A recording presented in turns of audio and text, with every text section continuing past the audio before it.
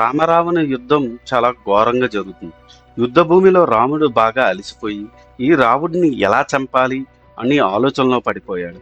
ఆ సమయంలో దేవతలు, గంధర్వులు, యక్షులు, కిన్నెరులు, కింపురుషులు, ఋషులు మొదలైన వారందరూ ఆకాశంలో నిలబడ్డారు.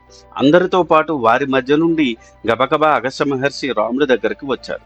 ఆయన రాముడితో, రామ రామ, ఇప్పుడు నేను నీకు ఆద్య హృదయాన్ని ఉపదేశించేస్తాను. దీనికి నువ్వు స్వీకరించు. ఇది కాని నువ్వు పొందావా, ఇక నీకు ఏ విధమైన అలసట ఉండదు. ఈ పరమమంగళమైన ఆదిత్య హృదయాన్ని నీకు భయం కలిగినప్పుడు కానీ, అరణ్యంలో ఉన్నప్పుడు కానీ చదువుకో, నీకు రక్ష చేస్తుంది అని చెప్పి ఆదిత్య హృదయాన్ని ఉపదేశించారు. అగస్త్యుడు ఆదిత్య హృదయం ఉపదేశిస్తున్నంతసేపు రాముడు ఎంతో శ్రద్ధగా విన్నాడు. ఆ తర్వాత అగస్త్యుడు అన్నాడు, ఈ ఆదిత్య హృదయాన్ని చదువు, నువ్వు నీ సర్వ శత్రువుల్ని జయిస్తావు, నీ శత్రువుల్ని దునుమాడేస్తావు, నీ కోరికలు సిద్ధిస్తాయి, రావణుడు నీ చేతిలో హతమవుతాడు అన్నాడు.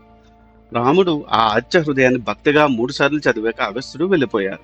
ఆ తర్వాత రావణుడు నల్లటి గుర్రాలు కట్టి ఉన్న తన రథం మీదకి యుద్ధ భూమికి తీవ్ర వేగంతో వచ్చాడు. ఇప్పుడు రాముడు మాతలి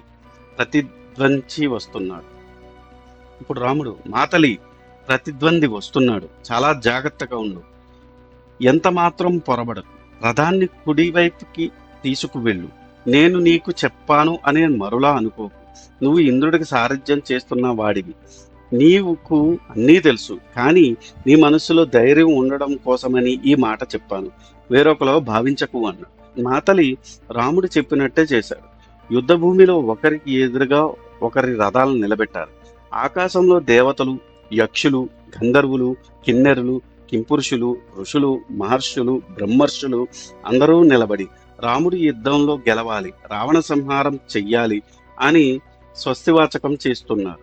రావణుడు యుద్ధ భూములకు వచ్చి నిలబడుతున్న సమయంలో ఆకాశం నుండి రక్త వర్షం కురిపించింది. అదే సమయంలో మండలాకారంలో గాలులు తిరుగుతున్నాయి. ఆకాశంలో గద్దలు తిరుగుతూ వచ్చి ఆయన ధ్వజం మీద వాలాయి. నిష్కారణంగా అక్కడున్న భూమి కదిలింది. ఆకాశంలో మేఘాలు లేకుండానే రాక్షస సైన్యం వైపు పిడుగులు పడ్డాయి. ఆకాశం నుండి ఒక తోకచుక్క రావణుడి రథం మీద పడింది. రాక్షసులు తమ ఆయుధములను ప్రయోగిద్దామని చేతుల పైకి ఎత్తుతుంటే ఎవరో వచ్చి పట్టుకున్నట్టుగా చేతులు ఆగిపోయాయి. లంకాపట్నం అంతా కాలిపోతున్నట్టు ఎర్ర కాంతిని పొందింది. ఇళ్లలో తన గోరువంకల మీద రాబందులు వచ్చి దాడి చేశాయి. సూర్యమండలం నుంచి ఎర్రటి, తెల్లటి, పసుపు, ఆకుపచ్చ రంగులతో కూడిన కిరణాలు రావణుడి మీద పడింది. నిష్కారణంగా గుర్రాలు ఏడ్చాయి. నక్కలు పెద్ద పెద్ద కూతలు కూశాయి. క్రూరమైన మృగాల రావణుడి ముఖాన్ని చూస్తూ పెద్దగా అరిచాయి. ఇలా రామరావణ యుద్ధానికి ముందు మార్పులు సంభవించాయి. అంటే ప్రకృతి పసికెట్టింది రావణుడి మరణం ఏంటా అని. అందుకే ప్రకృతి పసికెట్టింది, రావణుడి మరణం సంభవించింది అని.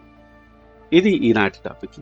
మరిన్ని ఇంట్రెస్టింగ్ టాపిక్స్ కోసం మీరు చేయాల్సిందల్లా మా ఛానల్ సబ్స్క్రైబ్ చేసుకుని బెల్ నోటిఫికేషన్ ఆన్ చేసుకుని పెట్టుకోండి.